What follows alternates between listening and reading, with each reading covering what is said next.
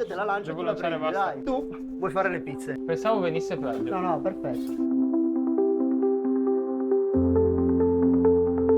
Ciao Patavini, sono con Alessandro e Andrea perché mi hanno già anticipato qualcosa, ma hanno una storia super interessante da raccontare che vi faccio raccontare direttamente da loro. Siamo da pizzeria con ristorante Pago Pago in pieno centro. Ragazzi, ciao, grazie dell'accoglienza. Grazie a te. Mi raccontate per favore, ci tengo, la storia che mi stavate raccontando prima. Voi avete fatto un passaggio di consegne da 2 fratelli a 2 fratelli. Esattamente. Come loro sono partiti dalla periferia, poi si sono spostati in centro a Padova, anche noi siamo partiti alla periferia. Volevamo qualcosina in centro per crescere come gestori, come imprenditori. È nata questa opportunità Voi l'avete colta al volo. I treni della vita, no? Fate bene ragazzi, i treni passano una volta sola dicono ed effettivamente è così. Sì, poi consci del posto storico e riconosciuto dai padovani, abbiamo pensato che non ci potesse essere occasione migliore in questo momento per noi. Avete Quindi fatto bene. Siamo ben accompagnati da un bel team. Questo è fondamentale secondo me. Voi oltre a portare avanti la tradizione della pizza avete anche una parte importante anche nella cucina, giusto? Sì, stiamo portando sia una cucina veneta e una cucina napoletana, quelle che sono le nostre origini, perché il papà è padovano e la mamma è di Melito di Napoli. Il locale tradizionalmente aveva una cucina partenopea e noi abbiamo cercato di unire il più possibile nel menù queste due origini e portarle. Fate molto bene. Io ragazzi sapete che entro sempre a sbirciare in cucina, possiamo andare a dare un occhietto o a fare una pizza, se volete faccio anche la pizza. È vero che voi siete di origini napoletane, quindi devo stare attento anche a lui soprattutto forse, vero? Fare la pizza? Sì, Senti all'altezza, perché questo è un impasto molto magico. è un impasto magico. è un impasto magico. Andiamo sì. a provarlo, andiamo. Tu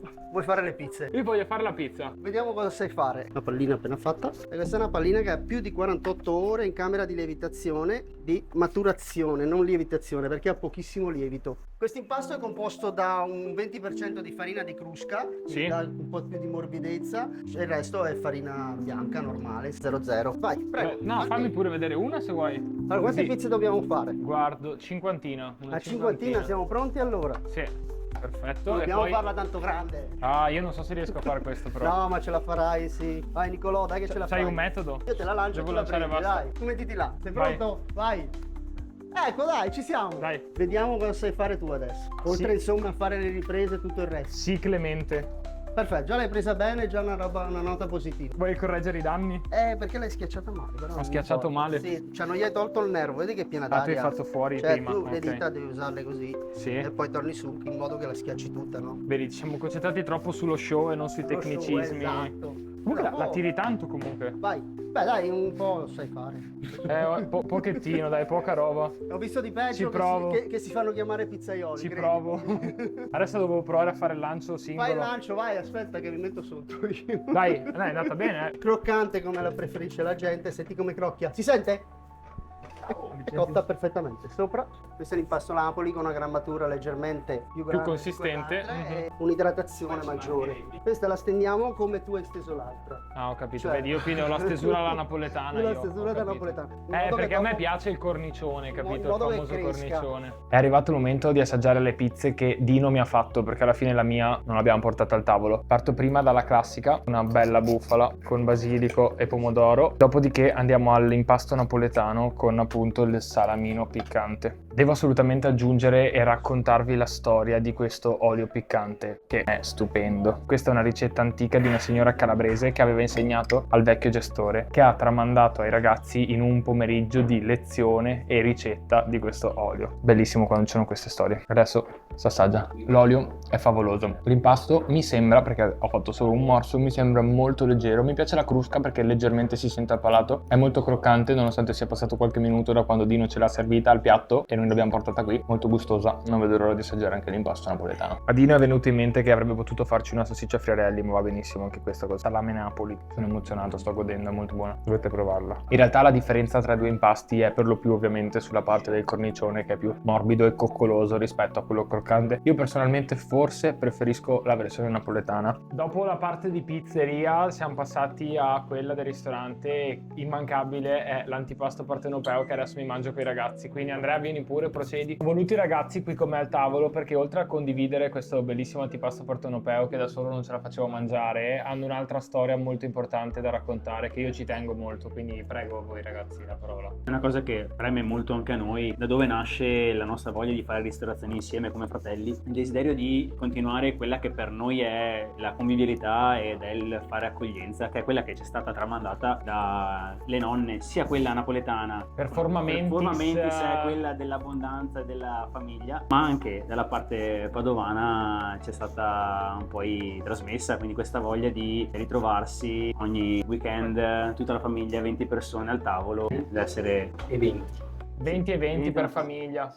Famiglie numerose che si sono sempre ritrovate o al pranzo o alla cena della domenica quando tutti non lavorano, no? Si sta insieme, si condivide questo pasto enorme che le nonne con tanto amore hanno preparato. È quello che noi portiamo ogni giorno nella nostra pizzeria e ristorante. Come vi dicevo prima, secondo me è una cosa stupenda, sia quello che è la vostra famiglia, quello che appunto è la condivisione, sia quella che voi fate tutti i giorni con questo bellissimo mestiere che si chiama accoglienza e convivialità che voi portate anche al tavolo, perché spesso vi sedete anche al tavolo con qualche cliente. Capita, Succede. fanno anche lunghe chiacchierate, soprattutto verso il fine serata, quando si ha un attimo di tempo in più. E lo stesso vale poi con lo staff, perché è usanza che tutti quanti si mangi insieme la È una tavolata. cosa bellissima. Patavini, il locale si è riempito, i ragazzi sono dovuti scappare a portare avanti appunto il locale. Io adesso vi racconto con calma questo antipasto partenopeo che ha i fiori di zucca, in questo caso fritti semplici, una bella bufala, delle olive piccanti che fanno loro, dei pomodorini secchi, delle melanzane fritte, della coppa, una bellissima polpetta di melanzane e delle montanarine super belle con una salsa marinara, quindi pomodoro, origano e una crema di basilico con del bel parmigiano. Vado da questa, montanarina buonissima. La salsa marinara anche ha quella sapidità giusta al palato, bilanciata dalla salsa al basilico. Fenomenale questo accoppiamento, cioè queste due salse come cambiano questa montanarina, buonissima. Fiore di zucca, bello croccante, perfetto da accompagnare con altro fritto come la melanzana o il pomodoro secco. A me piace sperimentare patavini, voi lo sapete. Allora sapete che a me piace anche mangiare con le mani è molto bello perché ti trasmette molte più cose. Questa melanzana è favolosa, sono veramente contento questa sera. Guardate. Un po' filante dal formaggio questa polpetta di melanzane.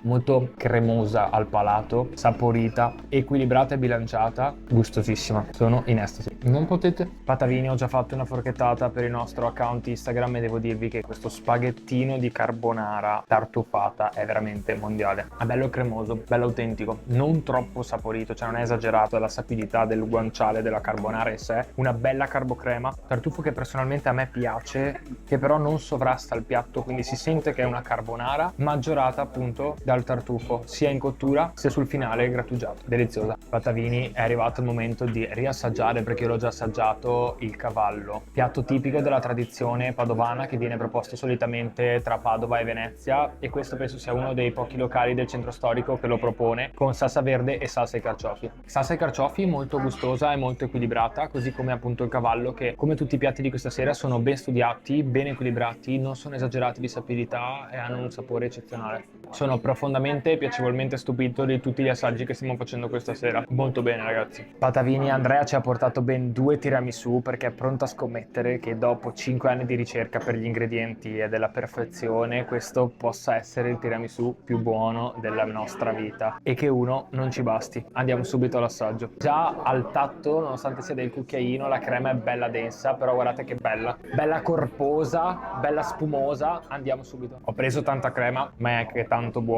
Voglio fare un cucchiaio più bilanciato col savoiardo. Andrea aveva ragione, uno non ci basta e questo tiramisù è molto buono. Diciamo che dopo i piatti che avevamo assaggiato questa sera potevo aspettarmelo, ma è sempre una bella goduria quando c'è una realtà così bella con piatti altrettanto belli. Patavini, vi saluto, ci vediamo al prossimo video. Io godo un po' con il tiramisù. Ciao! Patavini, una precisazione che non ha detto Padova Food Teller è che assaporando questo cavallo si sente un retrogusto acidulo aggiunto probabilmente nella salsa verde, che è qualcosa di speciale, veramente buonissimo. Saluto, al prossimo video. Ciao Patavini, al prossimo video.